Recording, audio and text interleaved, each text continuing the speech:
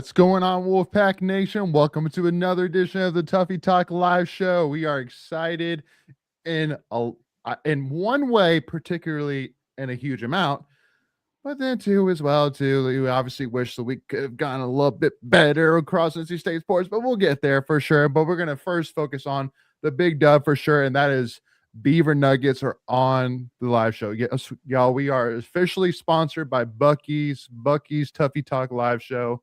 Let's do it. Yeah, Megan, we made it, bud. Can you imagine? Wow, we've arrived, man. 5 years ago when we started this, man, we'd be sponsored by Bucky's. I'm going to have to give me some Bucky Nuggets now. That's pretty wild, man. Well, yeah. I was just gnawing on them because I'm just here so I don't get fined because I don't really want to speak about anything, specifically baseball. So I'm glad we're going to talk about wrestling to begin the podcast. So I was just going to just sit back and enjoy. Yeah. Okay. Fair enough. So with that being said, Wolfpack Nation, we are excited here, and we're excited to welcome a friend of the podcast, somebody that if you followed Tuffy Talk for a while, especially after some big wrestling news, you recognize his face and his name, Nigel Jones, former NC State wrestler. Nigel, appreciate you coming on, brother. And I'm sure it was not too much of an arm twist for me to ask you to come on and talk about this huge win for NC State wrestling. It's never, I love to talk about wrestling, so it isn't that hard to get me on here, especially when you say, hey, we want to talk about wrestling. So I'll show up to talk about that all the time. Let's go. Yeah. So with that being said, obviously the big dub we're talking about here, Isaac Trumble, 2026 heavyweight national champion, y'all. And so I'm rocking my NC State wrestling polo, got the wrestling, wrestling chain as well too. Dude, Greg, absolutely. I was so focused on Beaver Nuggets that I forgot the real prop. That's right. Got to rock the chain for that dog, Isaac. Are you ready to trumble, man? So getting right into it here, man. Here's my thing. I'm gonna. You know what, Nigel? I'm gonna go at it here, like pretty much to the main point that I've been thinking about ever since Isaac won it on Saturday night. And that's thinking about us when we talked about Trent Hidlay and where he stands as all-time greats after winning that world title. And saying, he's the 1A, 1B with Nick Wisdowski. He doesn't have the national title, but he has a world title, which is something that NC State has never had before. And now I'm thinking about Trumble going, all right, this guy's got a U23 world title, gold medal, and he's got a national title. And not only a national title, but a dominant national title. I mean, I don't know about you, Nigel, but for me and my, rookie viewpoint, watching those last two matches, specifically the semifinals and the finals, it wasn't a dominant win on the scoreboard, but he controlled that. He controlled both matches from That beginning was to end. Yeah, like it was that a was a dominating dominant fashion. performance. Yeah, it Yeah. doesn't, like wrestling scoring, right? Kind of it rewards like takedowns, escapes, and things like that. But Younger got a takedown in every match that he had this year, except for he did not take down. He didn't take down Isaac. So Mhm. think about the domination in that way that he stymied someone that like I think he almost tech falled Adrian Ferrari in the semifinals. Younger did, and then he wasn't able Mhm. to score on Isaac. So dominant performance, and from a defensive standpoint, dominant performance in like he was able to hold him down the entire time. He was able to protect his Yeah. legs the entire time. He never was in any like huge danger, right? He Mhm. was able to get his boots in. Well, we call those legs. So he was able to get his leg right in. He was able to get a lot of different things going for him that traditionally at a heavyweight you don't see that type of Mhm. dominance. Nick was a different type of like heavyweight. He kind of broke the mold of like he's going to shoot 6 or 7 times and take you down 5 times, and then he's going to Mhm. take you, maybe get a tilt, maybe get a turn. And Zeke kind of different in a dominance, a way of like he's just his defense was very stingy. He moves like, I think he started off at 184, or yeah, he started Mhm. off at 184 his freshman year. And he still moves like Mhm. a 184 pounder. He's just extremely strong now at heavyweight. So very Yeah. dominant in that regard. If you like from a layman's like, or from like someone who doesn't, I wouldn't say like, I wouldn't call you guys rookies, right? As wrestling fans, but someone who's like starting to understand the nuance of wrestling, like that was very dominant. That was a very dominant performance. Mhm. Yeah. Yeah, no, well, and to build off that too, I did wanna ask you, Nigel, because first of all, too, for those listening and not sure who Younger is, Younger Bastida is the heavyweight for Iowa State that he beat in the finals, was undefeated all year. Yeah, was obviously a dominant fashion, pretty much the whole season until he met Isaac. Well, here's my other thing too, though, Nigel, and I wanna ask your thoughts on if this credit should be given to Isaac, to Pop, to both, but Rock Harrison, who called the match. First of all, love Rock Harrison. He's the best. I love the fact that guy's in the ACC. I don't know if there's a better wrestling commentator, honestly, in the country than Rock. Honestly, like love listening to that dude. But one of the things that he talked about when the match had started was how it plays to Isaac's advantage if Isaac keeps Younger close. How he doesn't give Younger space to use his speed to his advantage against Isaac. And so you saw that the entire match that Isaac was pretty much forehead to forehead with Younger the entire match. So it definitely seemed like for sure that Isaac had a phenomenal game plan of how to beat Younger going into it, and he executed to perfection. So I mean, I did want to ask you because I'm sure, just like with any other sport, watching tape is probably a big part of wrestling for sure. So, Yeah. kind of walk me through that. Is a lot of that credit to Pop? Is a lot of it to Isaac, or is a lot of it kind of on the cuff? Because especially too, it's a little different being that, Yeah. they So, they only had a day to prepare. So well, you kind of know if you plan on making it to the finals, you kind of have there's probably three. You look at you don't have to beat everyone in the tournament, right? You only have to beat the one guy, or three true. guys, um, to make it to there. But she probably had a Mhm. good idea. A lot of film out there to see. You watch Youngers from a strategic standpoint. When you lose, it's on the coach, and when you win, it's on the wrestler, right? But I think if we're looking at it holistically, um, from the sideline, it was like you watch, Angel was in the corner, and so was Pat. That's how you're looking at like who came up with the game plan. Isaac just kind of looked like Isaac out there, to be honest. It didn't look like the I don't understand. I understand what you're saying, but it didn't look like he was out there executing a game plan. More so like he just was gonna not let Younger dictate the type of move set that he was going to do. Um, Mm, so okay. you go back to watch Younger's match. So like I said, Isaac likes to put boots in. He was able to get his boots in. He was able to hold him down. Younger took the shot from space, and Isaac scrambled. He did the leg. He did the leg pass, knee dive to score like that kind of funky scramble position. Which we'll talk about. Watching live, it kind of looked like a takedown. It doesn't matter because the score doesn't matter, right? But it kind of looked like a takedown for Younger. But Okay. you know, a different situation if it's a takedown to a reversal versus straight takedown, right? So the difference of a point, maybe 2 points if you get the escape, right? So it ties the match right back up. You know, reaction time, blah blah blah. I'm not a fan of it, but I think it doesn't matter. Like, even if he gave up the takedown there, like Younger wasn't. He didn't show anything that he was going to get off a bottom because he didn't do it the entire match. So that's my opinion on it. So let's go back to your original question. Yeah, Pat will talk to us about game plan. Like he kind of when I was there, he kind of gave me a little bit of freedom, just like. But he would always, hey, what's the plan? If I had a bad plan, he's like, I don't know about that. If I had a good plan, he's all right, go out there and do it, right? So, I don't know how it is now. That was almost 10 years ago, right? So, I would assume there's some game planning. There's probably not a lot of film watching at NCAA, so you probably do that beforehand. But yeah, it was a good game plan. You saw that the match before. I watched every single match almost. So like you watched the match before when Zeke made it to the finals, right? He same kind of shot with that high C. He gets there to the bear hug and he puts the boots in, holds the guy down. Same thing against Younger. Younger's really good from space. If you give him too much space, he can shoot that double. He's obviously really strong.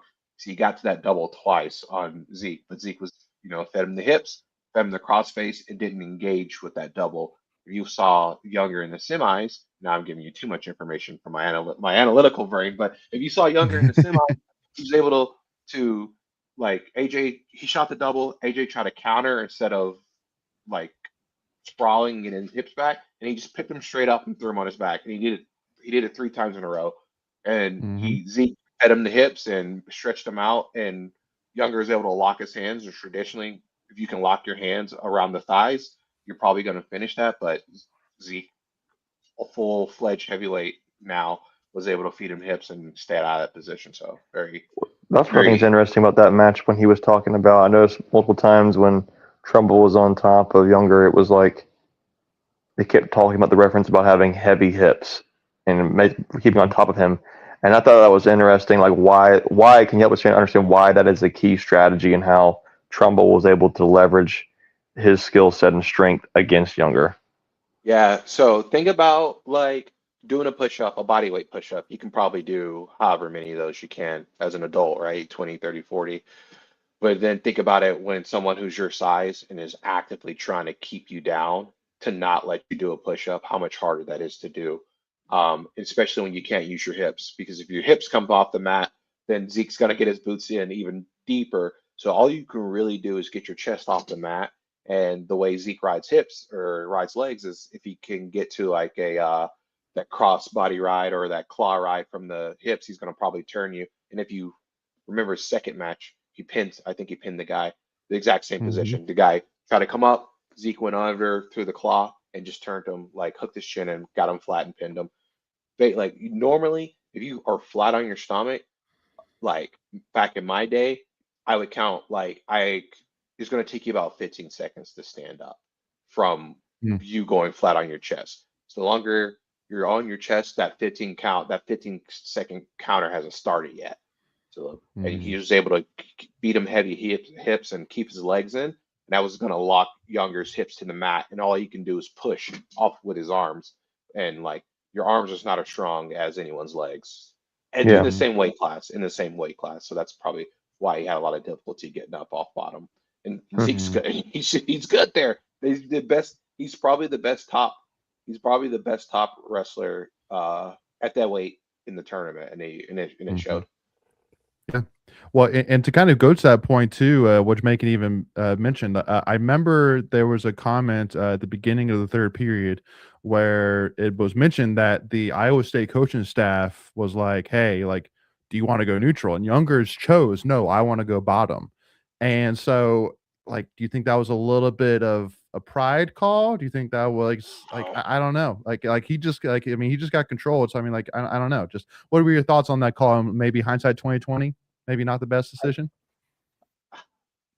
He didn't take him down, so it's like it's hard to like it's not hard to not just because he almost got the takedown too. Like we're forgetting that. Like he almost got like in my viewpoint, like you take reaction time out. He gathered both legs. He got the takedown, smart move, right? But if he gets the escape and then the takedown, then he's technically winning, right? But he has to hold Zeke down to not go in overtime. But Mhm. I don't know. I don't think it was a not smart move. I would have probably done the same thing. Like you're not going to win a national championship by not getting off bottom. It's like a free throw, right? It's a free point. You got to take Mhm. it. And in that match, if he gets the escape and he gets the takedown, right, then he's winning. But he didn't pick bottom, obviously, because he didn't get off bottom the entire time. So I don't think that strategically, I don't think that was a bad. I don't think it was a bad move. That's fair. You mentioned like both wrestlers kind of went in there undefeated in the national championship. Just doing some research, it looks like Trumble was the only NC State wrestler to go undefeated and win a national championship. Do you know if that's a true statement? I did notice, like Nick, in 2016, Tommy and Nick both went into the tournament undefeated, but neither won. And then Hadley went in a couple years ago undefeated, but didn't win. Do you know if that's the first undefeated championship? I think Nick was undefeated his sophomore year. He lost to Mhm. Adam Kuhn, and then the next year he lost to And Mike McDonald, who was one of the commentators, and then he lost to Adam Kuhn. So I don't know what order that was in, but I want to say Nick his second title he was undefeated. I want to say that, but Okay.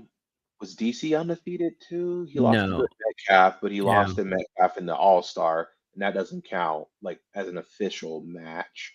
So I'm not Mhm. sure. I'm pretty positive DC was undefeated, but um, It was funny. and That video came across my X feed today. Mhm. Apparently it ruffled some feathers because of how what was it that happened? From the The assaulted. non-handshake from yeah. Yeah. Oh yeah, the Iowa guy not shaking hands. Yeah. I don't. Well, Yeah. Yeah. That's not a big deal to me. And I no, appreciate I agree. it. Yeah. No, No, no. But thanks. You, it you brought you up just some took my dream away from me. I'm sorry. I'm not really very chipper about congratulating you on Even things more yeah, you've and by the so, way, it's I've done. like lost to you 9 times. yeah, it's not like I don't think it's bad sportsmanship, right? Like it's just honestly it's a little performative. Like why are you like he's the only Yeah. What person are who you doing did that that, for? right? He was the only person that went by and tried to shake everyone's like there was 10 national champs, only one guy stopped to shake everybody's hand. It's a little I like Mitchell Messenbrink. It's a little performative in my opinion, right? Like Mm-hmm. you're mad that someone didn't shake your hand when you offered to shake your hand, and he shook your hand every time he was supposed to. You know what I mean? It's just Mm-hmm. I'm that's my take on it. Like He knew what he was doing. wrestling's a mean guy sport. Wrestling's a tough guy sport, and when you have to be tough all the time, there's not a lot of room to be like, oh, I'm supposed to get up and shake your hand, right? And he did that after the match, and like, so why are we doing a fourth, fifth, seventh handshake at the podium line? I don't know. That's my take. I'm not going to disagree with any if someone says it was. I will disagree if someone says it's poor sportsmanship. I won't. I Yeah. will disagree if someone says it's a bad reflection of his character. I don't think that's true. Yeah. Agree with that. So I did want to kind of pull it back around to the question I was kind of getting at in my very first question, which is where does Isaac kind of live now? In terms of all-time greats, because I'm sitting here looking at resume, Nigel, being like, I mean, if we're gonna call, if we're gonna call a spade, I'm looking at a guy that has a world title and a national championship now, and an undefeated season to his name as well, saying, I mean, I just the Not to resume speaks mention for the itself to comeback he me. had with all his health issues he had to battle Yeah, back through. When the yeah. leadership aspect, because one of the things we love about Trent was his leadership, his charisma, and Trent and Isaac had all of that for sure, and then some too. So I don't know, Nigel, give it to me straight here, but I'm just saying, Um, spade's a spade. Spades is, I'll say I'll give you that, but I think Sylvester Terkay. I think he was actually undefeated, like in the like in the 70s and 80s. Yep, He won two at heavyweight. Nick won two at heavyweight. yep. Um, Matt Reese was our first one. Vino, he won one, right? The undefeated thing matters, but like in overall history, right? He's a two-time All-American. So, but if we're lining that up with Trent, 5-time All-American, Hayden, 5-time All-American, Nick, 4-time All-American, It's fair. Sylvester Tay, 4-time All-American, 3-time All-American, 2-time national champ, Matt Reese, I love this. all those guys, right? He fits in Nigel's there. flexing right now. Fits in there. I am. I'm sorry. He fits in there. He definitely fits in there somewhere. And I'm not gonna be the guy to sit here right after a guy wins a national title and says, I don't know if he's in my top 5. No, he's in my top 5. But we're not gonna redo the Mount Rushmore. We just got to make more room. No. That's my opinion. Like, you know like what I that. mean? Like, we just got to put more people up there. I agree. And what it means to the program, right? Like, we got a guy that didn't come in. Well, no, Zeke was historically like a blue chip recruit, but like he had the health issues. He goes to a different weight class. He had the early success, and Mhm. he's one of those disciples of the Hitleys too. So he was on the team with both those guys, right? And that's Mhm. important to like how he finished out his career.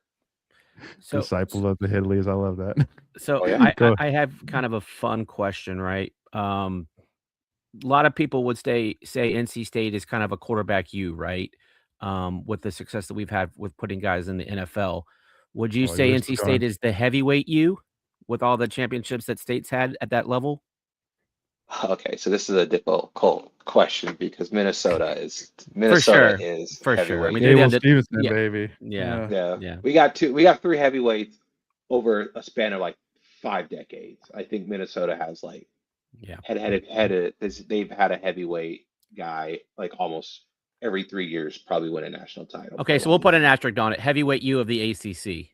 Oh yeah, I mean we're Oh, for everything. sure. We're We gotta everything. kinda of bring down a ACC. level. We're everything of they. No, Yeah. but like that goes to our range, man. Like Trent and Hidley, or both the Hidleys, right? They are right there as like 2-time finalists, and then because we had 2 middleweight guys, and Kevin Jack, Tariq, all those guys, like all finalists, all guys who made it to the finals, or I guess Tariq made it to, was a takedown away from being in the finals. He lost in the semis to a really good guy. But like we're not heavyweight. We're a good team, man. Like we got guys, like Vincent at 125, Tariq was at 133, Hayden was at 157, Tommy was at 157. Like we got guys who are national title threats at every single weight now, and we're not to put like a very super positive spin on your question, but like No, it's fine. we got the 2 guys, Nick, but then we got Mock too, who won at 97. Or you know what I mean? Yep, So I it's was just about like to say, yeah. we're deep. The bag is deep, man. We got guys all over the place. How many are you saying that individual national champions at heavyweight are you saying we have?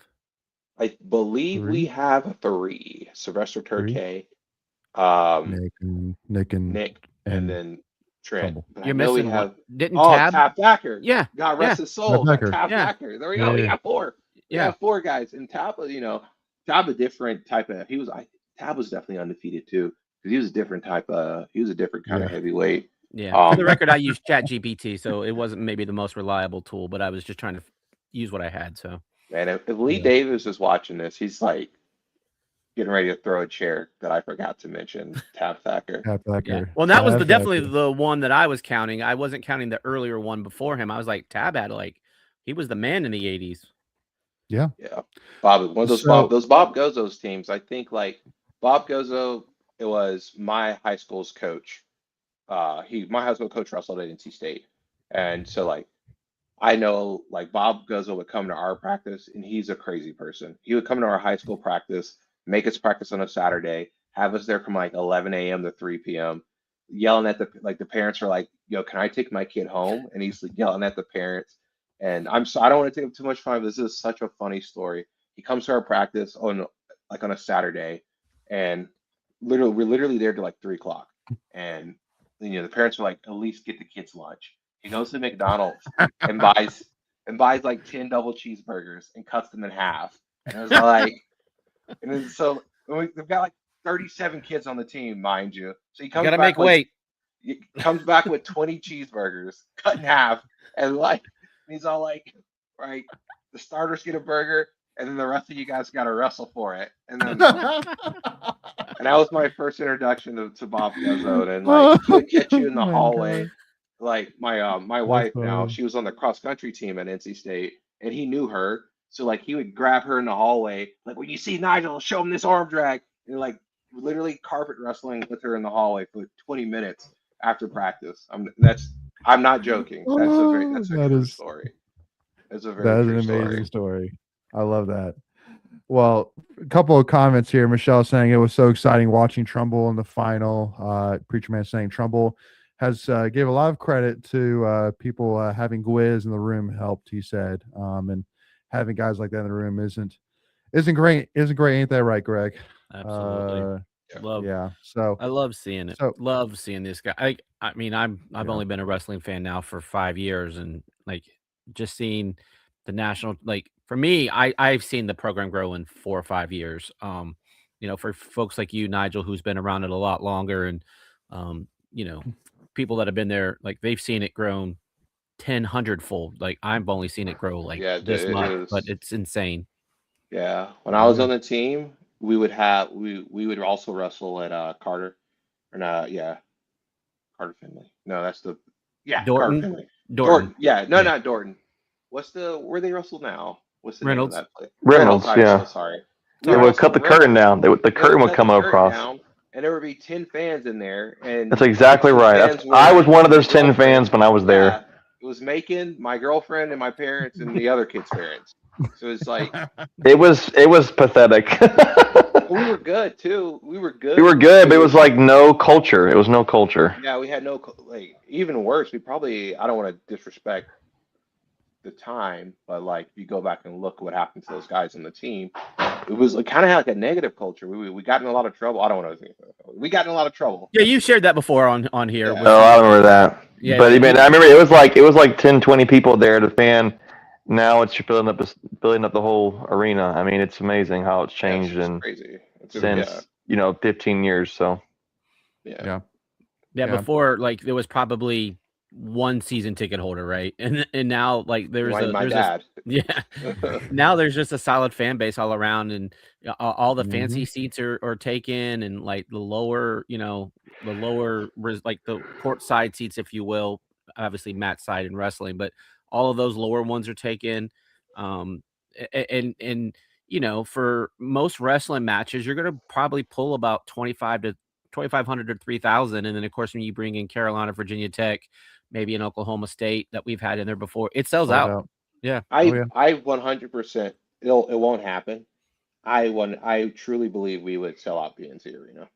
I 100% believe that. If we put us versus Virginia Tech, us versus Oklahoma State, us versus whoever, UNC, we would get really close to selling out. Why don't we do like a duel like Lenovo. That? Something big name, like like one of those, like the licensing, and it's hard to the schedule, and you gotta it comes out of our budget to Reynolds is free. We would have to, the wrestling team would have to pay for that spot. That's true. For PN. And I think if we did it one time, I'm telling you, I am not bluffing when I say this, because there's people who get turned away at the door when they're trying to buy tickets for a wrestling match, right? Like we gotta theory proof it. Let's maybe do something a little smaller than Lenovo first, right? Lenovo, well, maybe do it at Denton 30. or Dorton, excuse me. Do it at we sold out Dorton. We sold out Dorton when we were there. But like Dorton was a different setup. It was a different setup. But we sold that out. Missouri came. We sold that out. So I think we don't have to. Wrestling's in a really good spot. I'm not. The administration backs us. They're proud, and we get good grades. We graduate our guys.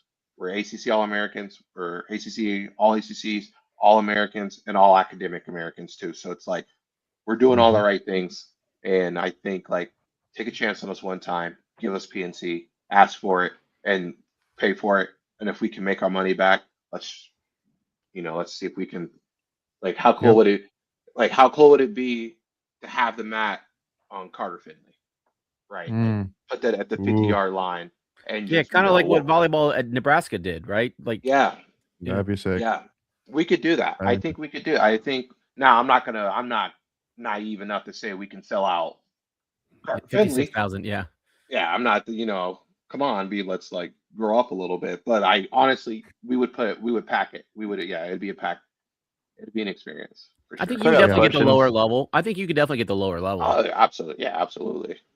Then after Yeah, that, so we might like as well just do we might as well just do the little Novos. But to your point, Nigel, like no one saw the outdoor frozen, whatever we call frozen Finley game. No one saw that selling out. And I mean, I get it. I think it was free for what was Oh the yeah, Carolina State hockey game, outdoor hockey game. yeah, It was like Yeah. frozen Finley, I think is what they called it.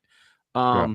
No one saw that they were going to have to open up the upper decks and the other side. So I think to the point, like I think people would show up because just for the fact of the novelty of it. Like Yeah. I charge them $5 or some canned goods for the food bank, something, and you Yeah. get people to show up. Yeah. Oh, I yeah. think the year that we beat Iowa in the national duels, right? They were the number 2 ranked team, and we took them out, Mhm. right? Like I think that was Tommy's senior year. Like you don't. I mean, if we get Iowa here, man. Like, come on, let's make something Shoot, happen. shoot. Sorry, let's get the Yeah, NCAA tournament. I want to NCAA use this tournament. time to also talk about one of the first times I came on, and I was telling Lane, I said, hey, there's a guy on the team named Vincent. Like, he's really good. He's gonna be a 125 pounder. And he said, you think he could beat Camacho? I said, I don't know what happens there, but if he gets on the mat, he's gonna be good. I just want to bring that up. Talk about My crystal fight back, ball. though. Yeah, talk about his fight back, especially in the blood round. Blood round, very nerve-wracking round, and Mm-hmm. to take out a guy that you're for lifetime, and that's I like was very gonna say blood you got round. to talk about that Ventresca match. You got to highlight that Ventresca Yep. match. Yeah, Holy that's why I crap! brought it up. Yep. One of those things, man. Well, hey, before you go there, Nigel, go ahead, Leighton, set the stage for anyone that isn't a wrestling follower, because people are like, what are they even talking about? Setting the stage here a little bit. So basically, Vince Robinson is with NC His State. kryptonite. Eddie Ventresca, 125 for VTs, is on his 9th year of eligibility, and I think he's finally done. And Vinny during that time, in mix between ACC duels, championship duels, preseason duels, was 0-5 versus Ventresca. And so then it's set up. So Ventresca was the 2 seed. Vinny was the 12 seed in the NCAA tournament this year. So more than likely they were not going to see each other, but it just happened to work out because Ventresca got upset in the championship round, in the championship bracket, where it was an opportunity for Ventresca and Robinson to face each other. And again, if Vinny had beaten Ventresca, not only would it be his first win over Ventresca, but also he would be ending Ventresca's college career, which how insane would that be? And that is what ended up happening with Preacher Man says he's got one more year. What? No, I think he's one of the last COVID guys, but he didn't wrestle the COVID year, and I think you had to wrestle the COVID year to get the extra year. I think he redshirted that year. But he also got hurt. He also got hurt in there somewhere. So there's definitely a medical red shirt somewhere. Probably took an Olympic year as well. No, you got to qualify for an Olympic year. But gotcha. he technically should be done unless he gets a hardship waiver for the year that he got hurt. Got hurt. And I'm not gonna. I hope he gets to wrestle again. I hope he gets to wrestle again. And that's just so hard to beat him again. Yeah, that part. And he's our rival. But like from a wrestling standpoint, like I would like to have been able to wrestle for as long as I could. So if he gets to come back, that'll be cool. I'm not gonna hate on that. I'm not gonna hate on that. Now I hope we beat the tar out of him, but or the hokey in this case, but the hokey out of him. Yeah. I hope we beat the hokey out of him, but like I'm not gonna say I don't want him to be to be finished. No, I get it. I mean, you have such a short window, right, to live out your dream. And now, well, hold on. He was wrestling in 2021. That's not a short window. Yeah. But so anyways, so that's the stage here. So we got to the championship match, and Eddie and Vinny go to overtime. Vinny gets the takedown and sends Eddie home, quote unquote, and then Vinny moves on to the next round, and Vinny ends up getting 4th in the championship, which, you know, I don't know, Nigel, for sure. Throughout the regular season, I get it. He won a national title, but throughout the regular season, I'm like, I don't know, man. Just you're not seeing any aggressiveness from him, just not taking many shots, not dominating matches, like, you know, like in the ones he should be, you know, like that's just my thing. But like in the championship round, he turned it on. He was finally, in my opinion, being more aggressive, and it paid off for him. Yeah. So I'll break that down. A lot to break It's down. a couple of, yeah, I'll break that up. So let's start. Yep. Let's start with the match. I knew Yep. if they got to that match, they were going. This NCAA's were very weird with the rule changes and how stalling works. I knew the way that Eddie wrestles, particularly when he wrestles Vince, he doesn't take a lot of shots. Vince does, and almost to his detriment. Like if you go back to the Troy Spratley match, he was up, he was winning, he didn't need to take that shot. He takes a shot, gets Jonesy, gives up the tilt, but he got that one back. But let's if we stay on the Eddie match, right? Eddie does like this weird hand grip where he grabs your fingertips. And that's a real like foreign, not like foreign to wrestling, but like literally like a foreign style of wrestling, Eastern European style of wrestling, right? So like they like to grab your fingertips, and it's really hard to shoot when someone's grabbing your fingertips. So you can kind of slow you down and control the pace of the match that way. And the match stayed on the edge. There's a lot of action out of bounds, right? But to the rule of the law, you know, the wrestler who steps out backwards, it should be hit with stalling. And we didn't see that in the entire match. You know, 4, 6, 7 times that they wrestled up until NCAA tournament, where that's really emphasized. And even still, it took them the whole match. It took them the whole match to, I don't want to say make Eddie wrestle, but it took them the whole match to force him to be offensive. And when we're talking about offense on offense, you know, Vincent is a Ferrari for sure. And Eddie is like a very good, reliable car. So it's like in that, but like in a straight shootout on the highway, right? Who you're gonna want to be in that Ferrari. And I think that's what we finally got, is that we forced the match to be on a highway, and the law enforcement said, okay, like, you know, you guys can speed. We're on the Autobahn. We're not going to pull you over, but you got to stay on the highway. You can't get off. And that's kind of what happened. Now, he Yep. gets that takedown. Eddie's got he doesn't have a lot of offense compared to Vincent, and he wasn't able to take him down. He wins the match. And what was particular for that match is, you know, not only is it your season over, but if you win that match, you become an All-American. It happens in the blood round, and it's probably the most exciting round in wrestling. Almost most of the time, it's more exciting than the finals because there's so many matches, there's so much heartbreak, there's so much love happening at the same time. It's like a up and down emotional, depending on who you're rooting for. So, you know, I hate when people lose in a blood round, because it's like he was the 2 seed, he just ran it to Vincent, right? But I'm so glad that it was Vincent. I'm so glad it was Vincent. And then he goes on and he goes and beats Troy. He gets that match back. Troy kind of wrestles a similar style, except for it's a little bit more pacier than Eddie's. Like, Who was he with? Troy's What school? Oklahoma State. That's right. So Troy was 0 for lifetime against Vincent, and then he beat Vincent in the championship round, and then you know, Vincent was 0 for lifetime against Eddie, and then he goes and he beats him in the blood round. So the NCAA tournament is just a wild, crazy, like everyone's beatable. Everyone's beatable at the NCAA. Matter of fact, you're probably more beatable at the NCAA tournament just because of the format than you are anywhere else. Because it's just a lot happening all at once, for sure. 100%. Well, and so, you know, obviously for NC State fans, obviously went into the season with a lot of high hopes for sure for Vinny.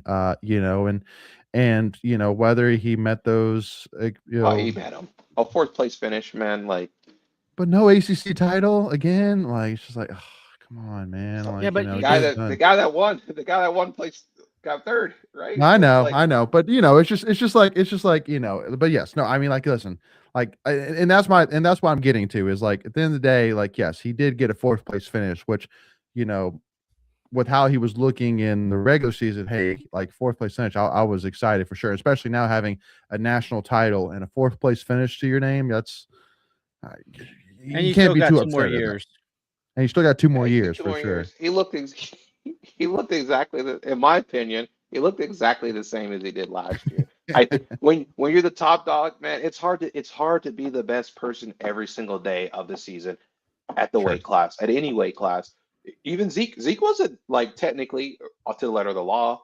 Zeke wasn't the best heavyweight the entire year, right? I think Younger might have had a better uh, bonus percentage than Zeke, right? So, but like Mhm.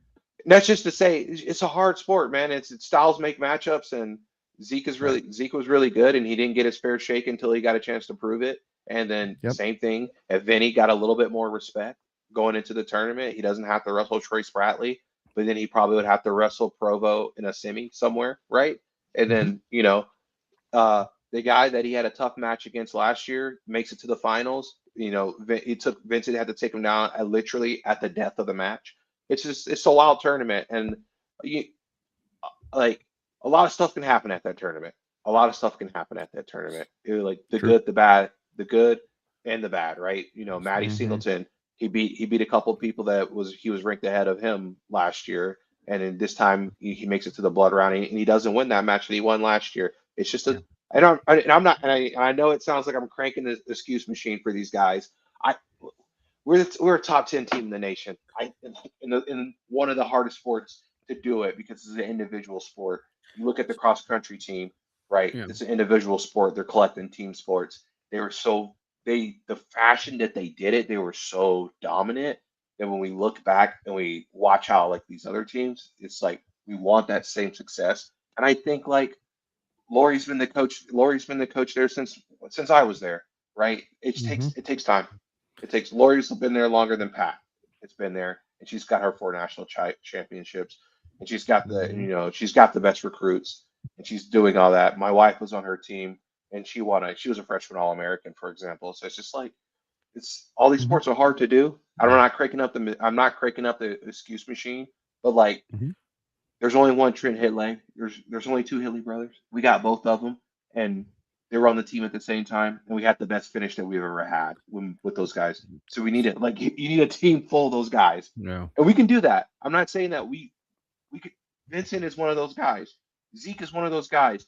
Jax Arrington is one of those guys. We got Zapita now. He's one of those guys. All those guys who are going to be Who? learning from the school. He's one of our freshmen. He was Okay. like a top 3 recruit. He's awesome. He got coached by Okay. the school that he went to the same school as the freshman from Oklahoma State that won at Well, 197. let's use that if it's okay to kind of transition to next year. Obviously you're losing Ryan Jack. You're losing Trumble. I got some big news for you boys, by the way. But continue. Well, is Some it about the speculation news? news, not big news. Well, I was Wait, is it about the coaching staff? Reckless, hold on. Time. Reckless, Leighton, finish your thought. But reckless speculation based on nothing. I have not talked to anybody. I don't know okay. anything. This is a very gut feeling that I have. Continue. Okay. All right. Cool. I'm on the edge of my Uh, seat. yeah. Preacher man, don't worry. We're getting to what I think we're Greg dancing and I. around it. Yeah. We're dancing around. We'll get there. But God, so yeah, you're losing Ryan Jack. You're losing Trumbull.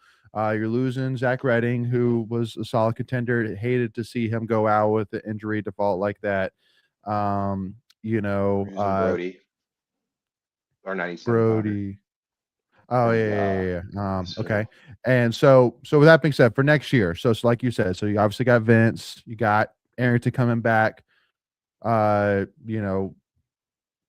Daniel, Maddie, who? Daniel Zapita, our blue chip freshman, Will Denny, Coy Coy, and Maddie. and we got someone at 133 who is really Preacher good man too. Sam Brophy. Yeah, is he coming back? I thought he was a grad transfer. I'm Well, not 100% hey, sure on that. as we've learned, it's Yeah, everybody, I might have an extra year. who knows? Yeah, I exactly. gotta write my congressman. See if we can make something happen. Just I sue somebody. cannot. That's all you got to do is just file a lawsuit. Oh, y'all would be so upset. Like the type of wrestler that I was real like Ed Scott, except for I didn't have a gas tank and like I could hit I didn't have only big moves. I had the little tiny moves too. But like I was like, why score 2 when you can score 5?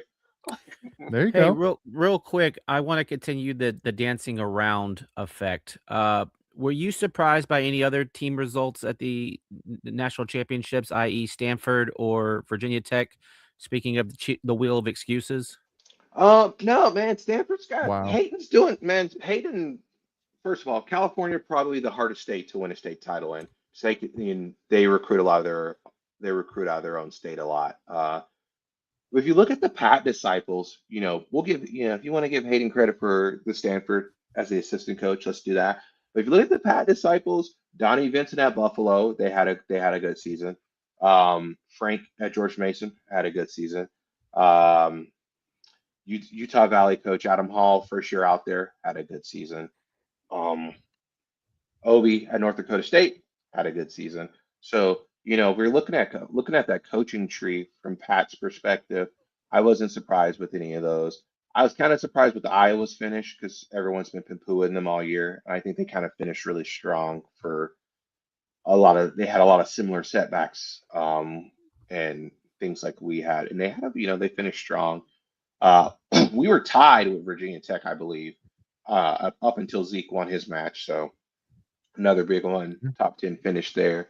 I think if you take if you take like a 10,000 foot view, if I told you after that Carolina match, which was a close match, right? Like we were dominant, but if I told you after that Carolina match and I told you after that Pitt match, we're gonna finish in the top 10 in the country at I'd the have taken NCAA tournament. Yeah, we've been doing backflips. You'd have said there's Yep. no way. In the You'd have said tournament, there's no yes. No, way. top 10 in the tournament, yes, for sure. I would have been thrilled about it. especially Yeah. finishing third in the ACCs, right? So, like, if you look at ACC's that, good. yeah. Oh, don't disagree with that. Where I was kind of going is you finish third in your conference, and some will not give the ACC its due in wrestling. Let's be real. Yeah. They're idiots, but like everyone loves their Big 10 and Big 12. Sure. And just because they're quote unquote the blue bloods.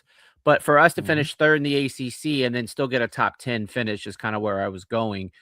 That's a damn good, if you want to use the term Russell back. Like I felt like that's you take that result every day and build on it and hit the recruiting trails with yet another top 10 finish. Yeah.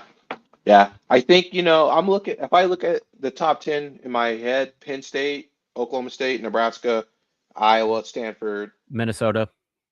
Minnesota, yes, but I think Michigan, and then Minnesota, Iowa State, then NC State. There might be Got a you. couple of those. Yeah, I games, was just but talking general top 10 in general, not necessarily in that order. yeah. But again, once again, Stanford did finish 6th, but historically, I don't know, like, are they traditionally a top 10 program in the country for wrestling, or is that more of a recent result? I feel like that's the latter, not the first. Rob Cole was there before he was at UNC, and then before that, they had another really good coach. His name is escaping me, but they're a perennial top 15, top 10. This finish is probably a really high finish for them, but I would not call it unusual. Where if we do a deep dive into that, right? They've gone through 3 coaching changes in the last 5 years. Jeez. We should probably be ahead of them. That'll be the one. If I'm going to critique my beloved NC State wrestling team, we should probably be finishing ahead. But like, they had a good season, and all their guys stayed healthy, and so right, you have some of that luck, right? So again, right. like just like in the NCAA basketball tournament, and to a lesser degree, well, I won't say. I mean, to very lesser degree, football. I mean, you need quote unquote bracket luck, right? And sometimes you need things to kind of go your way. you need to stay healthy. I mean, Isaac probably finishes top 2 or 3 last year without an ACL tear. Like, I think that's like it probably happens for him then, and that would only cement the extra spot on Mount Rushmore. Since you said we're not taking people off, but we're gonna expand it. But yeah, I think a lot of that, just you need things to go your way, and we had very high expectations for the pack this year, and had some early injuries, and had to wrestle guys that we maybe didn't think we were going to wrestle this year. Mhm.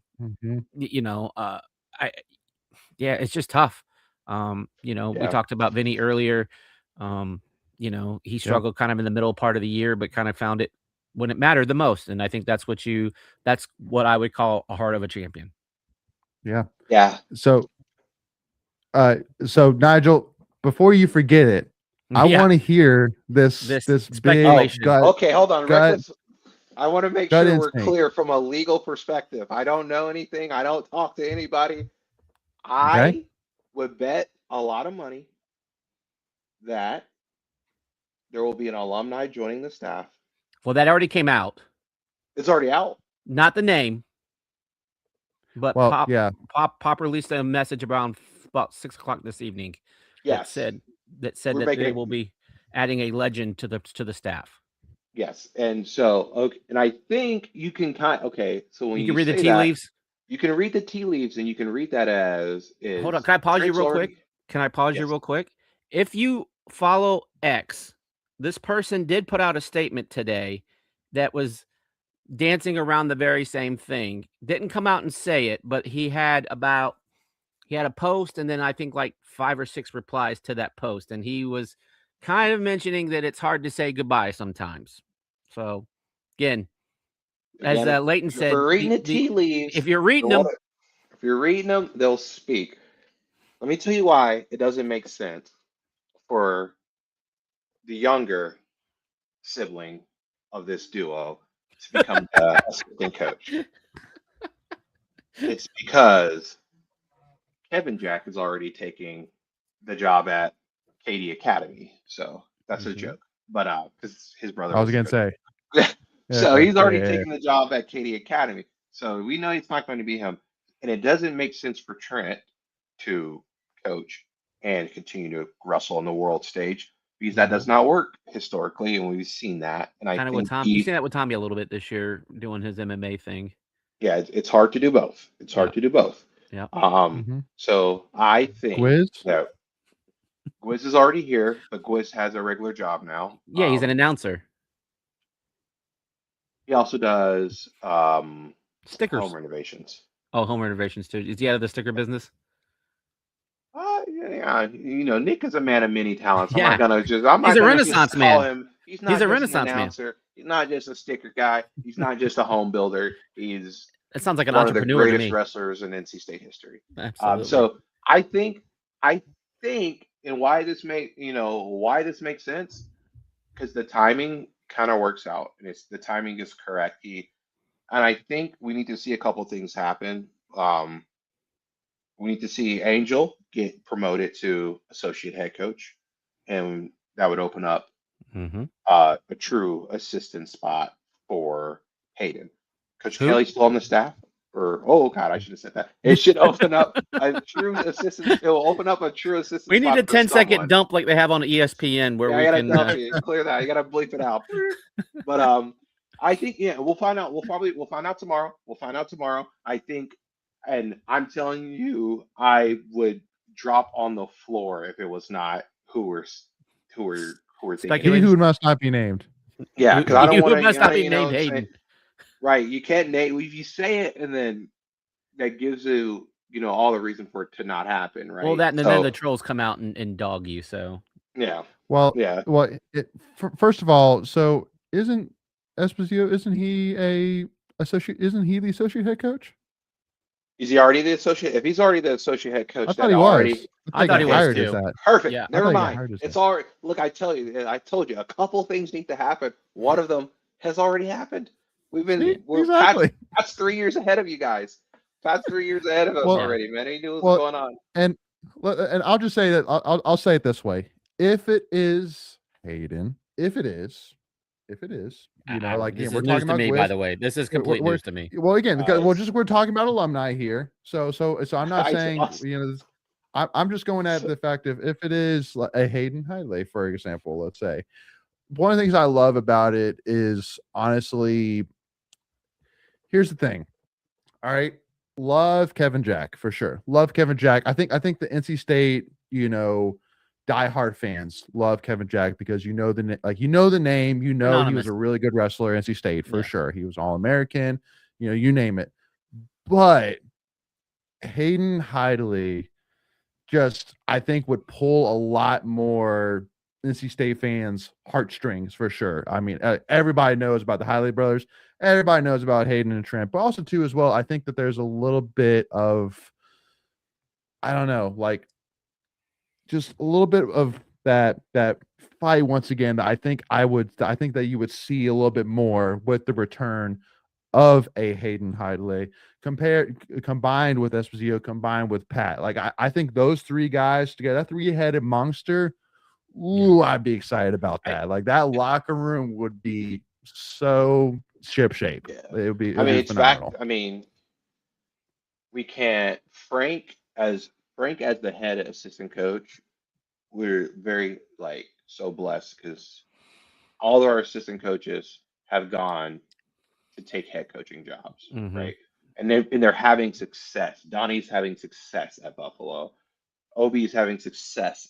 They're not just running the program. They're putting up wins that program has rarely seen, or they're getting that program back to where that program was like in the yesteryears. So like Frank, Adam Hall, Obi, Donnie Vincent, all those guys have gone on. So it's hard to from a pure looking at it from a strategic amount, Angel or Coach Esposito is right there with he's been the assistant coach on teams that won national titles. Me and Leighton have talked about that. So now you get another guy who is homegrown, who grew up in the program, who had success in the program. Hayden was a good wrestler before he got to NC State. He became a historic wrestler when he left NC State. He knows what it takes. You can see the only reason the only reason that gives me pause that he may not come. And also, I want to be very clear. I told Leighton this so long ago. I want to be I said, Leighton, when I said, hey, I don't talk to anybody. But the people that I do talk to, I got a good feeling that we might see Hayden in our coach's corner. I don't know if it's going to be next year, but I think things are lining up to get him. I just want to clear, Leighton, did I say that or did I not say that? You're speaking the truth, my man. The year that also one more, the year that Ed Scott All-American, what did I literally text you before the tournament started? I said we're going to see something special. I said Ed Scott. I said we're going to see something out of Ed Scott this weekend. I promise you. And the All-American. I got the crystal ball. The crystal ball it's rarely, my crystal ball has not. I won't say it's never been wrong. It just hasn't always been 100% correct, right? And so I think we'll see him. I think we'll see him in some capacity. The only reason it's going to have a hard time is that he could probably go somewhere like a Campbell. Well, I don't want to say like a Campbell because they just got a new coach. But he could go somewhere like a Davis. Be a head coach. He could go somewhere and be a head coach for sure. But he wants to come here. I don't know that. Okay, hold on. Now I'm speaking out of church. I would imagine he wants to be back here. And especially too, because I mean, I'm thinking about his interview that he gave right, after his last match, and if you have never watched that interview, or if you haven't watched it in a while, I definitely recommend go back and watch it because it is. Bring some tissues. It is. It's cutting some onions. It pulls some wind out of you for sure. But it was so there's a lot of things that are clear from that interview. But one of the things that is very clear is that he loves NC State. He is NC State through and through, die hard for sure. And that doesn't just leave you, even though you go to a ACC rival, quote unquote, in Stanford. They weren't a rival when he got there. I want to make they weren't an ACC when he got there. I want to be very clear about that. Exactly. So my boy's good name. Well, yeah, no, and I wasn't saying necessarily like that. He decided to go to a rival, but just I'm Right. joking. you know, I'm hey, sorry. Yeah, they were. again, Gotta keep yeah, it light. no, But no, I go will ahead. say the one thing that I love when you see the infusion of alumni into this coaching staff is that they are natural recruiters for your program as far as they can tell you everything that they went through as far as the campus life, courses, the culture. Like they are going to know it better than say a coach that you just bring in off the streets that coached at I don't know, uh Iowa State, whatever you wanna go, like, that, has lived in the Midwest their whole life, doesn't know a damn thing about the city of Raleigh, the college, everything, like, they can literally give you the wow tour in their sleep, and they're gonna give you it to you straight. They can answer every single question that a recruit would have for them. Yeah. But even too, and Nigel, I want to bring you into it here. But like one of the things which I love too, which Hayden and Trent can say to any wrestler, like they really honestly have everything. Like in my opinion, Nigel, like for Trent and Hayden Hidley, they could go to any wrestler and whatever that wrestler cares the most about, like they have it. Like Trent has a world title, which I know a lot of wrestlers have a dream of accomplishing. They have like But they they are wrestled both. with fellow national champions, like, they were in the same Yep. wrestling room with Well, another national champion, so well, they and they could have say, "Hey, look at that guy They right I, there."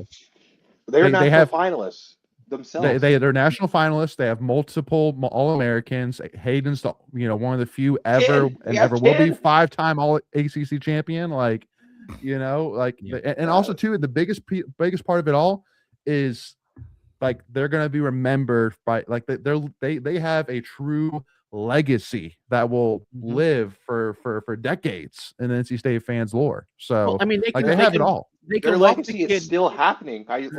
Yeah. When back when Trent and Hayden wrestled, I left out the big monologue. Like these guys, the guys on the team, the guys are on the team actively right now, grew up wanting to wrestle at NC State because they saw the Hillies wrestle, Yeah, right? Mm. They saw and Nick now they're being wrestle, recruited by them.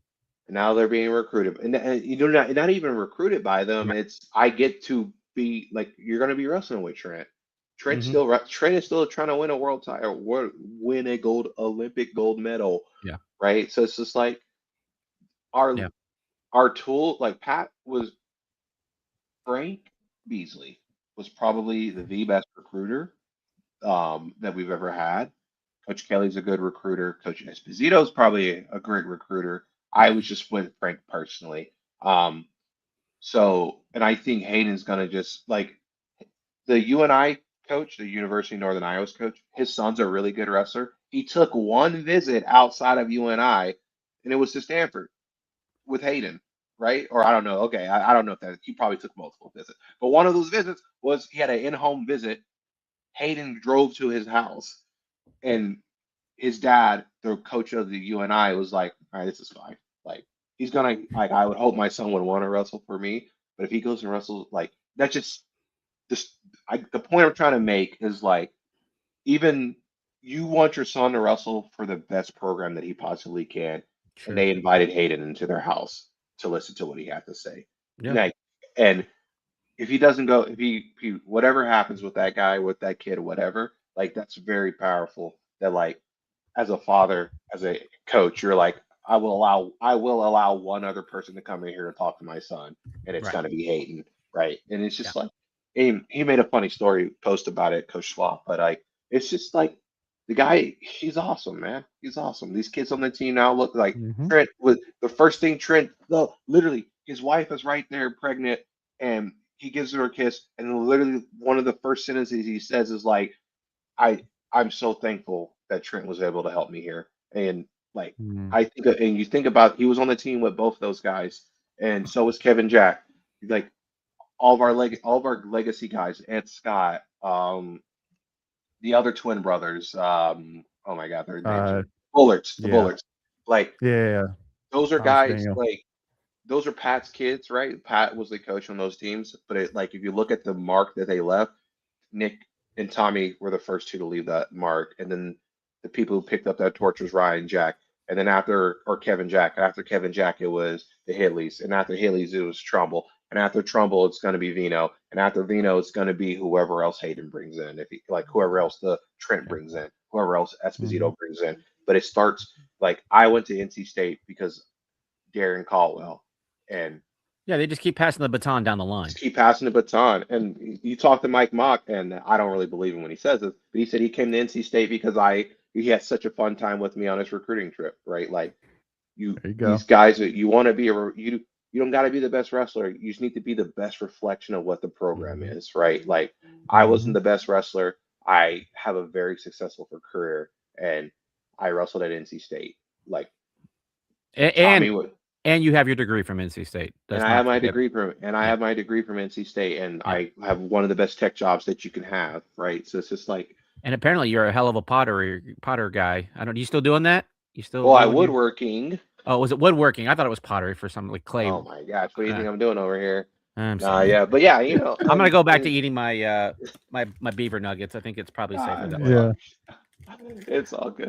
Yeah, I'm just. I know we're going over time. I'm just so enamored with this. Like, I'm so in love with this program, and like, what I was able to do, how I was able to parlay my career as an NC State alum into like, you know, I wasn't the best wrestler, but I'm one of the best career like people at my job, right? So it's like, you know, this is a career recruiting pitch to all the kids out there. There you go. I wasn't the best wrestler, but you knew your role, right? And I think at the end of the day, it's about being a team player, knowing your role and how to be the best version of yourself. I think I left NC State with being the best version of Nigel that I could be, 100%. And I didn't win the big one, so what? But I think you talk to Mott, you talk to those guys, and like what I did in the room, what I did in the classroom was just like things that Pat told us to do. And I think, you know, if you listen to him, he turns guys who didn't win state championships to national champions, right? Well, not a lot of people can do that. And again, Nigel, like, I mean, we've talked a handful of times. I think you were there at the right time when the program needed you, right? Like you were a great bridge where they needed some cleaning up, if you will, and some young, fine, upstanding gentlemen like yourself had to come in and clean it up and kind of set the standard. I mean, you guys were the foundation for what we are seeing now. Don't give me Tommy and Mock. I have to give them. You were part of it, though. I mean, again, everyone has to play their part in the whole thing. Like you may not have all the accolades, but without you, there is no team. I think about it in that regard. And Pete Renda, sorry. If the name is just hey, you get me going. I'll name so many guys. I'll go all the way back to the 60s, man. I'll just boom, boom, boom. I love it. Boom. You're a historian, man. That's important. Absolutely. Like, that's important when you're You trying to talk the legacy of the program. Yeah, you have to be able to talk about the legacy of the program. Like, I think I'm not saying you guys aren't real fans, but like, I think once you guys become diehard wrestling fans, like you guys are learning the legacy now. Like in 10 years, they're gonna be like Ryan Jack, Jackson Ayrton, Matty Singleton. That's the point I wanted to make earlier when you were talking about, like, you know, Kevin. Like, yes, he was a very good wrestler. There's no doubt, but you have to think about the time when he wrestled here before the program had exploded. Like he was just on the verge. I think if my dates are correct, like I don't think it was to the level that it is today. It was starting to build not that. the consistent level. Well, he was on the team. He was on the team that got a trophy. So like going back, the highest NCAA finish we've ever had. Yeah. What year was that? Team. 2000. Tommy graduated in 2014, 2015. No, Tommy wasn't on the team. No, Tommy was on the 2016 team. Nah, because me and Tommy were on the team together. I graduated in 2014. Might have been 2017, 2008. It was like Tommy's first year, in the RTC. Not on the team. Not on the team. So it was in the Hidleys were like a finalist and a fifth place. It was really kind of the beginning of, it was kind of the middle part of Kevin Jack's career where state wrestling started. This says Tommy was a champion in 2016. Oh, there you go. Hold on. Yeah, I guess Tommy was I did my research earlier today, dang it. I did my research. Tommy was a sophomore when I was a senior. No, he came in the year out. I'm Yeah, getting it's all old. good. It's all good. But I mean, Yeah, I'm we're getting old. we're old. talking. My point was that was 10 to 11 years ago. That was when the program was just starting to really get on the map and the That's fans were right. really starting to come out. And that's the reason Yes. why I was saying, like myself, like I know Kevin because of like he's an assistant coach. Like I was watching all of that, but I could never tell you without going back and doing research how good of a wrestler he was. He was great. And so we've had so many new fans like over the last 7 to 8, 9 years kind of start to come on board. I would love to Mhm. see a graphic of like season attendance from like, you know, when you were Oh, there brother. on It's beyond and negative just to see. negative attendance too. They had to pay they had to pay people to come watch them. Oh my Yeah. gosh. Yeah. But Uh, so that's just the just- point when you're naming the names that you were naming, people can resonate with the Hidleys and you know the Tommies and the Nicks and the Mikes and all of those people. Like again, more recent Yeah. times. Tommy won ACCs Yeah. in 2016. He was the champ team was in. I just saw it in the comments. The champ team was in 2018. Tommy won ACCs in 2016. He was undefeated going into the. He was undefeated going into the NCAA tournament. Right. It was like Imar and Jason Nolf, some two really historic guys. Ooh. Say Yeah.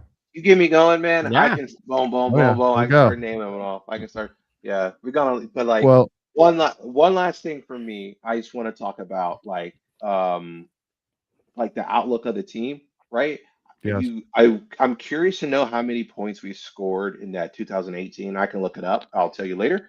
I'm curious to see how many points we scored as a team in 2018 and see what that will place us this year.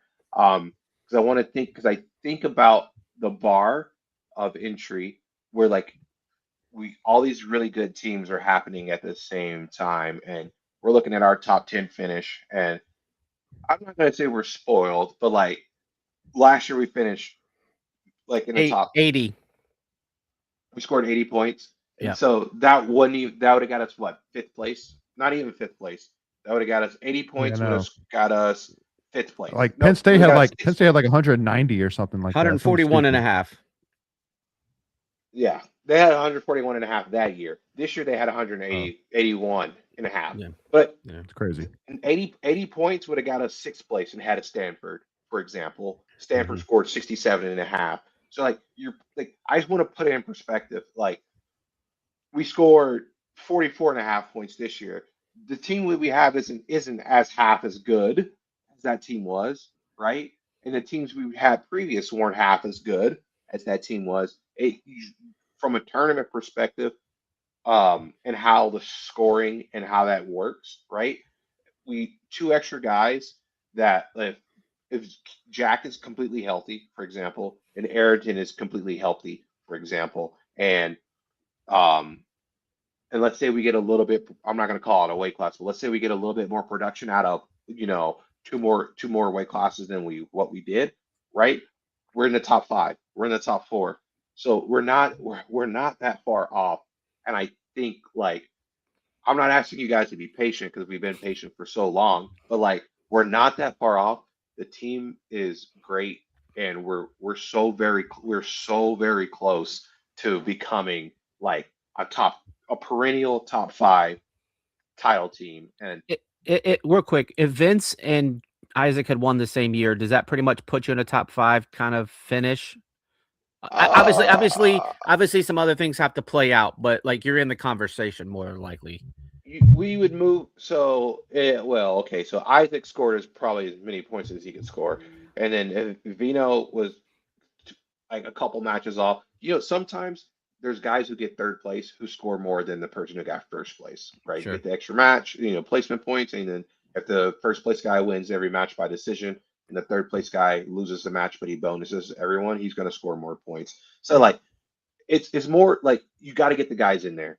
You got to get the guys in there. I'm curious to see what the spread ratio would. I think we got 5 guys in and we placed in the top 10. I'm curious to see if we had the least amount of guys with the most amount of points on average, right? So I think that's also a pretty good indicator of what a good team looks like. So I think like a top 10 finish, obviously we want more. We're looking at Stanford.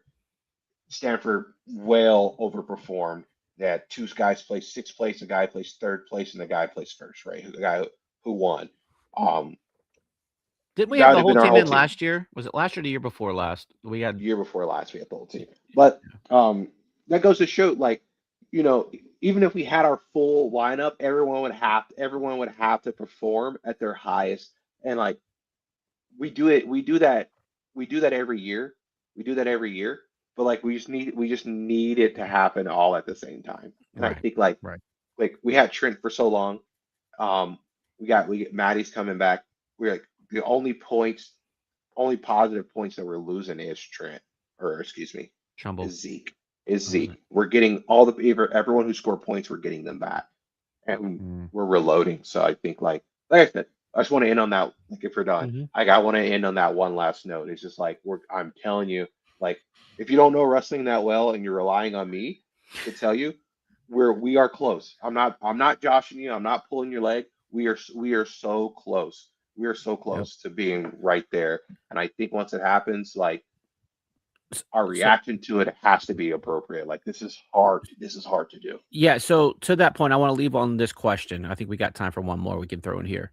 You hear rumors, all right, and this happened to us last year with Fishback, losing guys because of funding. Are we at a good funding level to where we can sustain this? Because you've heard rumors that Tech's kind of going all in on wrestling, and like Yeah. it's starting. Yeah. The NIL world is starting to kind of creep into the wrestling. I mean, I know it's there now, but it's not gone full bore as some of the other sports are.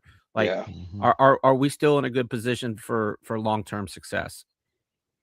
Because your Okay. branding coaches can only take you so far in today's world.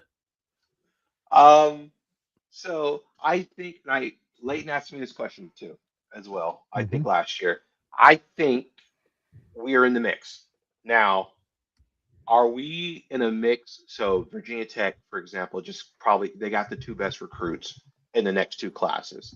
And Jax Forrest, the freshman who won it, he was literally taking high school classes this last semester, graduates early so he can go wrestle at Oklahoma State. He's from North Carolina. I coached him when he was in the club team.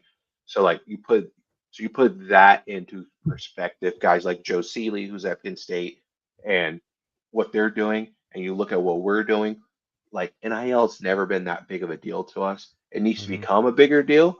Are If those we got guys getting NIL?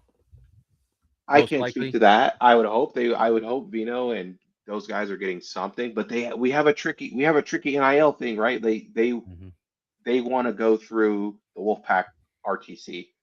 And then we have a different NIL collective. I'm not making an excuse, right? Like Sure. I'm just It's saying reality. logistically,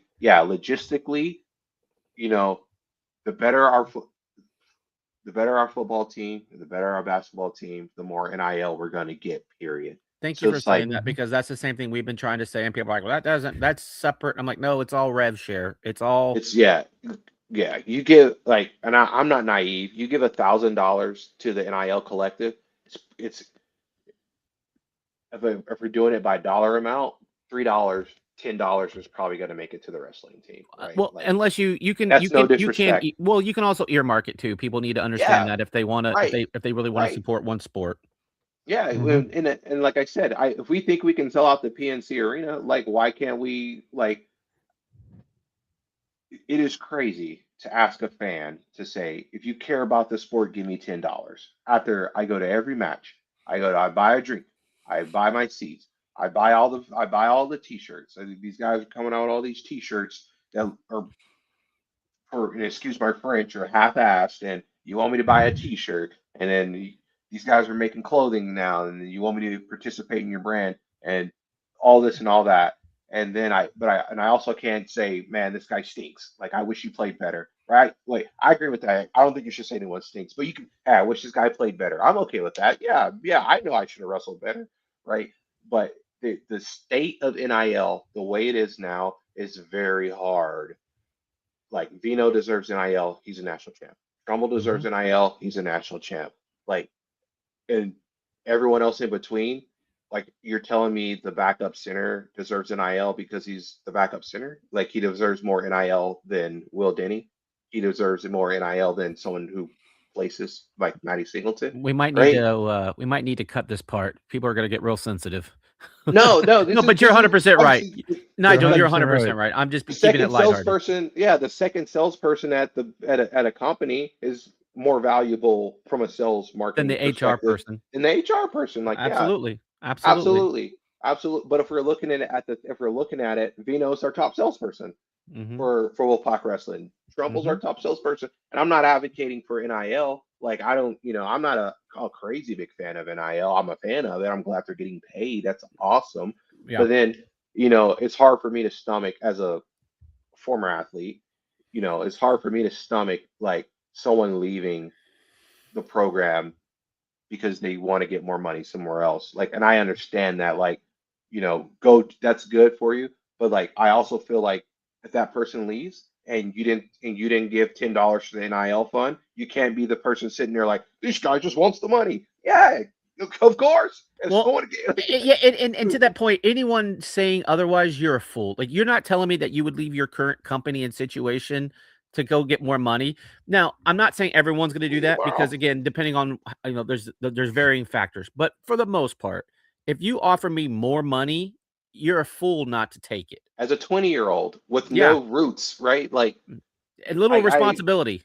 Yeah, a little responsive, like, and it's not up like, again, this is a very fine line. It is not up to the fan to keep you here, right? If you sat down in front of your coach and said, I'm making commitment to NC State, I want to be here for 4 years. If someone comes and says, I'll give you $3,000 more dollars, come on, man. But if someone says, I'll give you $40,000, I'll give you 800 grand, a new car, well, come on, don't do that. But like a no, they do. I know. I mean, they give. Yeah, I know. I'm saying, I'll give you a car. Come on, like, you want a Hellcat? What are we doing? What are we doing? Go drive a Honda. You're gonna drive that Honda Civic for the rest of your life, buddy. Like, come on, grow up. But like, I understand it. Like if you're a talent, and I'm not calling him out, but like a big one is like Casey Concepcion, right? Like, he left to go to Texas A&M and he got offered $800,000. We can't do that. Like, and we don't want that guy. Right. And we don't, and like, okay, that's not true. That's not true. We don't want him. We have to be smart with our budget. Yeah, right. Exactly. We got caviar. We got caviar taste on a sardine budget. Yeah, and we can't sustain that. And like, and honestly, if we're being critiqued, like, if we had a better football program, we could sustain it. If we were winning an ACC, we could sustain it, right? But we're not doing that. And like, our other sports are, though. Our cross country team's winning the national titles. Our women's basketball team is doing really well. Well, yeah. Well, both tennis. Let's say this after 2 weeks. Let's say we were having this conversation 2 weeks ago. But like, our tennis team, our swim teams, our wrestling team. We just had another national champion in swimming. Exactly. Right. And those guys are making it in the world teams. Those guys are swimming at the Olympic trials too. But we started this conversation off by saying, the better your football team is, the better your basketball team is. Like, we need that support from those guys as well. We need sustained success from those guys as well. And it's gonna, trickle down economics is not a real thing, but trickle down NIL is 100% a real thing. The better your football team, the bigger the fun. And obviously, if we had a really good football team, they're gonna get a lot more money, and then they're still gonna get a lot more money than the wrestling guys will, and that's the reality of it. But they also make the most money for the school, so like it has to equal to like shake out. Yeah. The wrestling room got bigger because the basketball team made a final. We share a facility. They made it to the Final Four. The facility gets bigger. The wrestling team benefits from that. So like, the guys. I'm not gonna call anyone out, but last year hey, we got guys winning. How come they're not getting NIL? And I'm like, yeah, that was definitely a topic last year. Yeah, and I agree with them. You should be getting NIL, but also it's 3 days after you won a title, brother. Like, right? I'm sorry, I'm not calling out Vino. Like, you just like, we need more representation. We need more boosters from the wrestling community who are in those rooms with our NIL fund.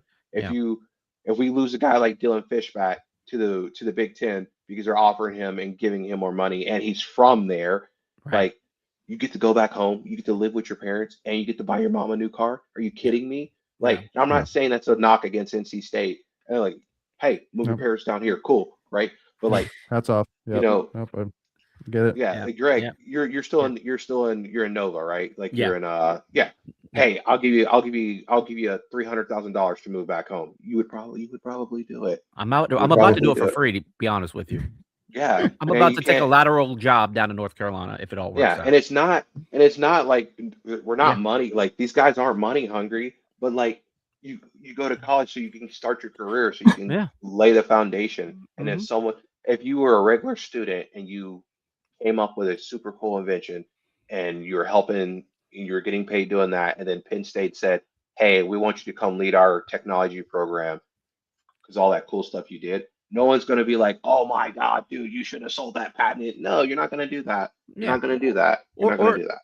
Or you can even use the example with Scotty McRae. Like, he was in NC State when he hit it big with American Idol and is cutting albums and records. He's not allowed to not do that because he's a college student. Like, I'm glad they're finally figuring it out.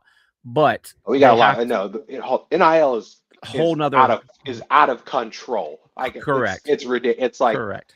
I need to see a little bit more. I need the NCAA leaders to step up and Well, they're like, scared because they don't want to Yeah. get sued again. I mean, get sued, do something, fix the problem. That's not Well, leadership. Like, look, I don't guys, always agree with this is- the this is current crazy. administration. I don't always agree with the current administration, but he's at least mentioned that, hey, maybe have meetings about it.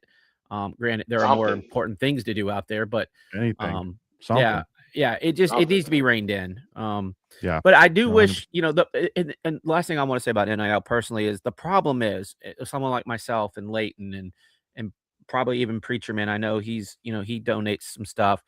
The problem is a lot of these people that donate to wrestling donate to other sports as well, because again, to your point, and there's only so much money to go around before I say, hey, I'm tapped out. Actually, it's before my Yeah. wife tells me I'm tapped out, but that's another topic. Yeah. And so crazy. to your point, you need those other sports to do well, so then Yeah. everyone can eat. Yeah, Yeah. We spent too much time on this. I know It's we crazy to me. It is crazy to me that like we're asking Greg and Leighton and Nigel and Preacher Man and Melissa, like, and Michelle, hey, give me $10, please. Like, come, like, I already pay for my. I was on the team and I paid for tickets to go there. What are we doing? If you think that is bad, you should go to baseball games. I bought my season tickets for baseball and then had to give an additional donation for the stadium renovations.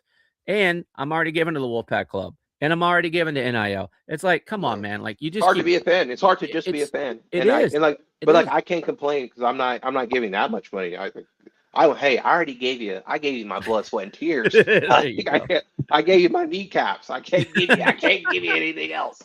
Hey, when you're done with them, can I put them on my mantle as an homage to you, Nigel? Like, oh my can God. I get a patella tendon and put it on my Oh my gosh, a labrum, a patella, yeah, all of chip it. tooth, a root canal. I get whatever you want, brother. Ooh, we'll give them all to you. We'll give them all to you. That's what we need. That's what we need to auction off for NIL is Nigel's patella tendon to see how much money we can raise for the Hey, club. Bad for wrestling. You put that patella on a regular person. Yeah. Hey, oh man, the live stream has gone sideways when we're talking about oh my God, that's what happens when you let me talk too long. I'm so sorry. No, but I mean, it's all relative. At the end of the day. Wrestling fans, I'm sorry. No, but it's all relative. Again, hopefully it gets figured out because, like I said, I would love to keep giving money, but at some point, people are just tapped out. They don't have any more to give, and that's when you earlier to your point, it's like the guy that complains that we lost Fishback. And he or she doesn't donate $1. It's like, kind of shut up. Like, shut the hell up. I'm sorry. Like, get in line. We're in a different landscape. And it isn't like these kids these days don't value whatever. No, man, it's like it's just a different landscape, right? Well, I will say, actually, we'll talk about this offline. I got to start. I love it. So Preacher with that being said, Preacher Man's trying to give me the hook. I know. Like, I gotta put my kid to bed. Yeah, no, well, Oh, I'm so Nigel, I sorry. appreciate you as always. Greg, I'm Thank not you, letting you guys. go anywhere for just 10 minutes, man, and then we'll wrap up. But right. Nigel, appreciate you as always, brother, and we'll have you back on here soon. Talk more state wrestling as always. All right, Yes, sir. Thank you, guys. Appreciate you, Thank buddy. Good seeing you, man. Yes, appreciate always. you. All right, y'all. So before we wrap it up, Greg, I promised in the YouTube title and everything in the description that we were gonna have a little bit of the bad talk. You Did know, we? but I'm reading Isaac Trumble headlines week for NC State. That's what I'm reading. I'm not reading anything about bad news. I don't know in the what the hell you're talking description, all about. right, listen, man, We're after. It's after 10 o'clock, so I can say, what the hell are you talking about? Well, real quick before we get to the bad, I will bring you Yeah. one more good thing here. And All in right. order to do that, we got to jump on over some tweets of the week here.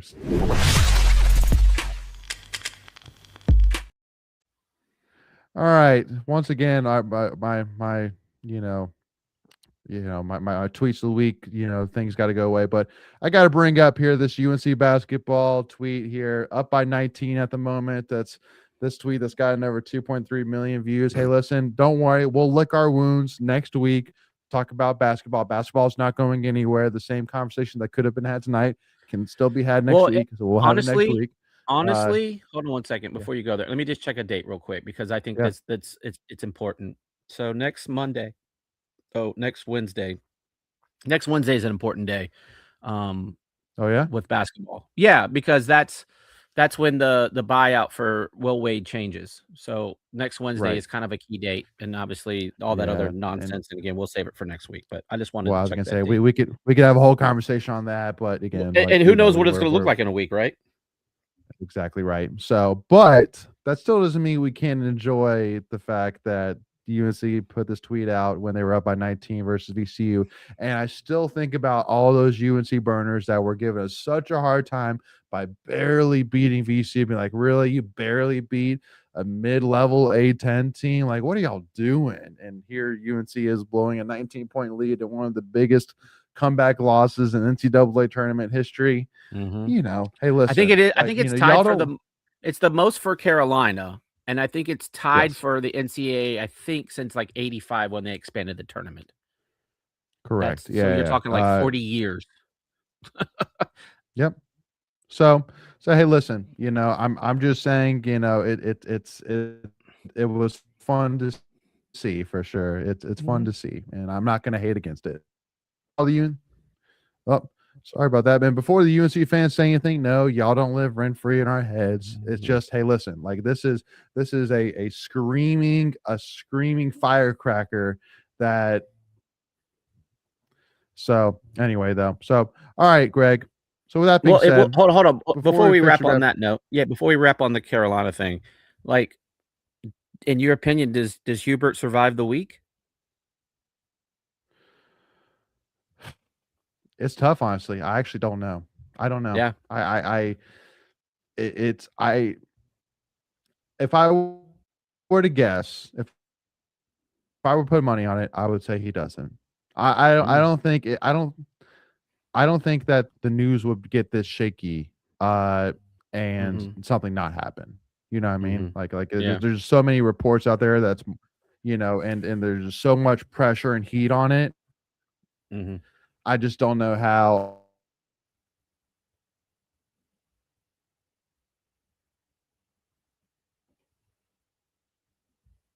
Oh, I don't know if we lost you, Leighton.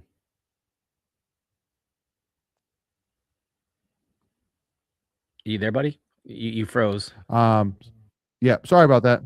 Yep, sorry about that.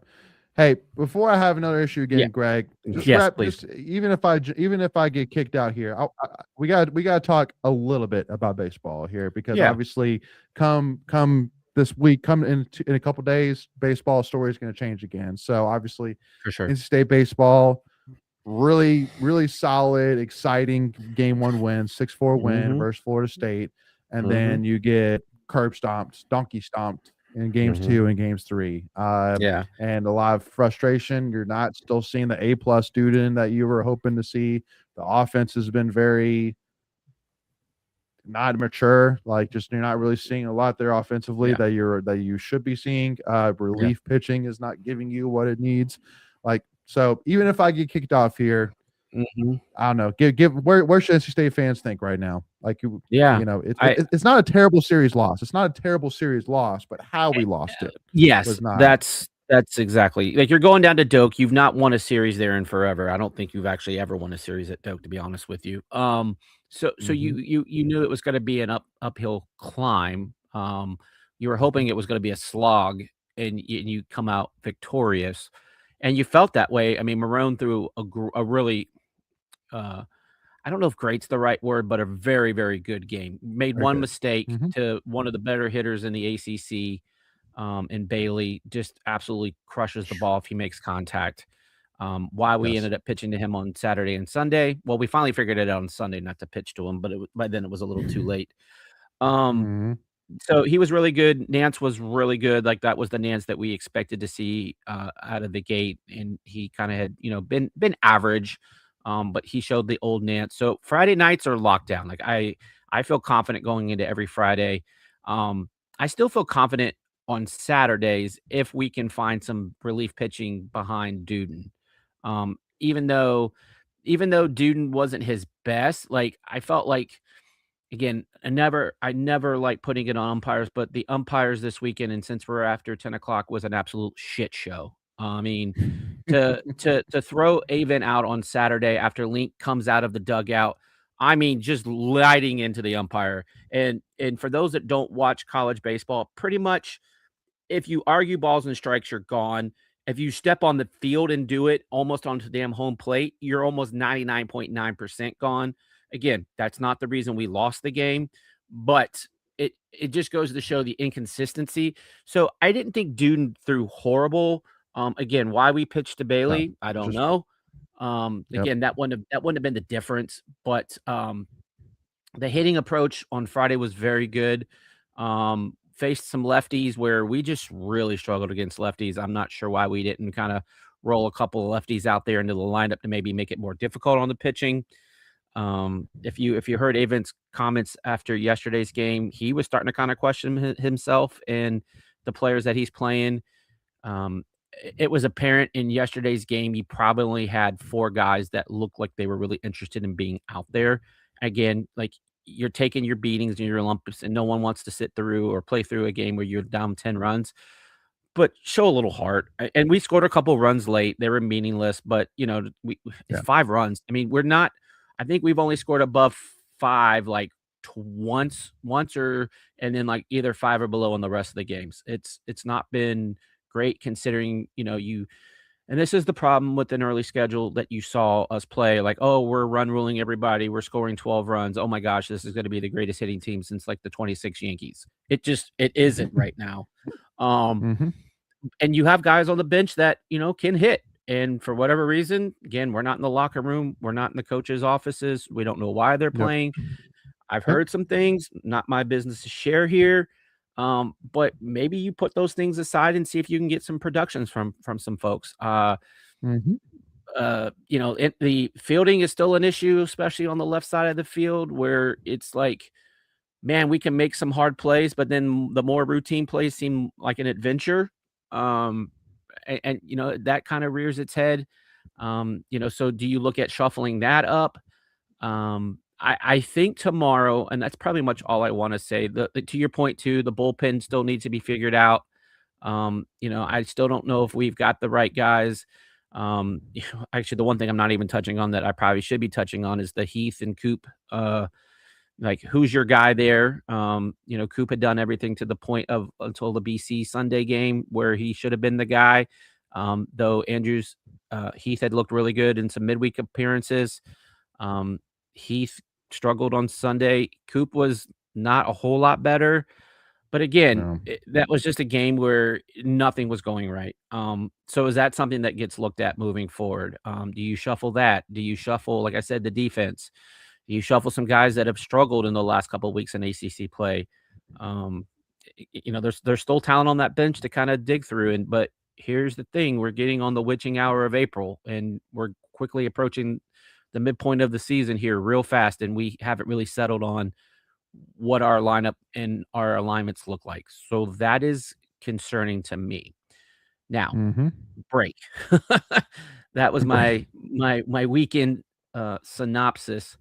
Tomorrow you play Campbell, a decent mid-major team who's been pretty good historically over the last few years. You have a former NC State player in Camden Woodbush coming back into town tomorrow. Will we see him? What's our lineup going to look like? Are you going to see changes at catcher? You're going to see changes in the outfield. You're going to see changes on the left side of the infield. Like, is what Coach Avent said, like I said, that I mentioned here a minute ago on his press conference. Are you going to see things look different? And if you see things look different and guys take advantage of things on the midweek, are you going to see them come the weekend? Again, the other thing I'm going to say is, like, he hasn't really settled in on a consistent lineup lineup card up and down for the batting order. Mhm. Like, there's guys like, I think Rhett Johnson is your dude at number 1. I think that's probably the only thing. I still feel Chris McHugh should be your number 2. Again, he Mhm. had a kind of a struggle at Florida State.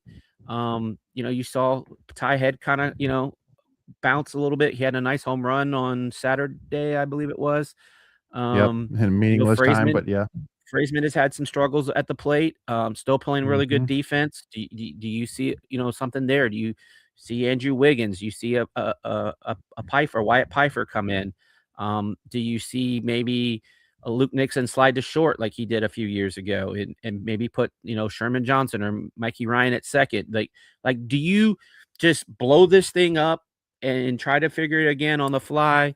Do you do some light shocking to kind of, get that pulse back in rhythm? I don't know. But I will say right now you're sitting at 500 in ACC play, so all is not lost. You've only played 2 of your 10 series. You still have a lot of ACC play at hand. Math is hard, so you still have 24 ACC games. So you can make some hay. I will say this, that you're going to go to Atlanta. I'm actually going down. I convinced my wife to let me go.